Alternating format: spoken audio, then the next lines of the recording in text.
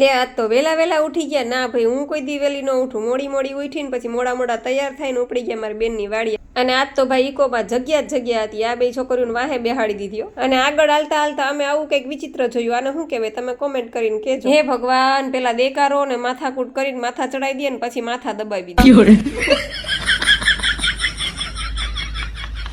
બસ પછી પહોંચી ગયા વાડીએ. મનૈત્રીને પપ્પા ઓલી બાજુ ગયા થેલા લઈને, મારી બેન ને મારી ભાભી આ બાજુ સીતાફળ ઉતારવા ગયા. અને આપણે કાંઈ નહીં, ઈડિયા ઉતારવા. અને અમે પહોંચ્યા ને ત્યાં તો મારી બેને આ ઢગલો એક સીતાફળ તો ઉતારી લીધા હતા. અને અમે તો જોઈને સીધા ખાવા જ બેસી ગયા, ભાયડું ન હોય એમ. કિલો એક સીતાફળ તો ઉતારી ગઈ બેઠી બેઠી.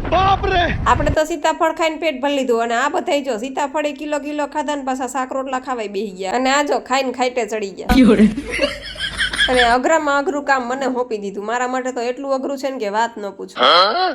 અને હજી તો આ બધા ખાઈ પીને નવરા નતો થયા ને ત્યાં તો મારા ઝીણકો ભાઈ ને ભાભી આવી ગયા વાહ ભાઈ કે અમે થોડી બાકી રહી જઈએ. અને ત્યાં તો બપોરના 2:30 વાગી ગયા ભાઈ. અમારા થઈ ગયું મોડું, કેમ કે સાંજે 4 વાગે પ્રોગ્રામમાં નીકળવાનું હતું. એટલે અમે તો અમારા બિસ્તરા પોટલા લઈને ભાગ્યા. તો મારી બેન કે ઉભા તો રહ્યો કે આ ગુવાર ને ઘી સોડા ને મરચાં ને બધું લેતા જાય. અને આ બે જણી ગુવાર તોડવા હાટું બાદ ત્યાં નૈત્રીન પપ્પા આવ્યા હતી કે એને તો ગલકું દેખાઈ ગયું કે ગલકું ગળ્યું છે. ત્યાં તો મરચું દેખાઈ ગયું મને. મેં નૈત્રીન કીધું તોડી લે, આપણે એક મરચું કામ આવીશું.